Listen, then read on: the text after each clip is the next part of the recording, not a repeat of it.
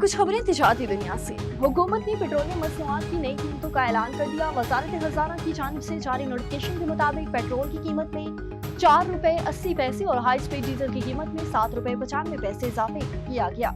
कीमतों में इजाफे के बाद फी लीटर पेट्रोल की कीमत ₹258.43 और हाई स्पीड डीजल की कीमत ₹262.69 हो गई है।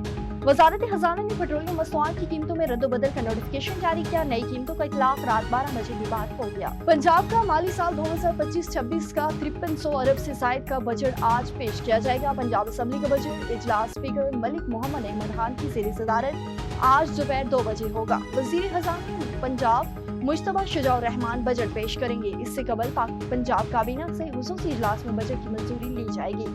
ज़राए के मुताबिक नान तरक्याती बजट के लिए 4060 अरब रुपए रखने की तजवीज़ है। तरक्याती प्रोग्राम के लिए 1240 अरब रुपए मुख्तस किए जाएंगे। पंजाब हुकूमत ने नए बजट में 3132 तरक्याती स्कीमें शामिल करने का फैसला किया है। जारी स्कीमों के लिए 535 अरब 58 करोड़ रुपए मुख्तस करने की तजवीज़ है। नई तरक्याती स्कीमों के लिए 470 अरब 62 करोड़ रखने की तजवीज़।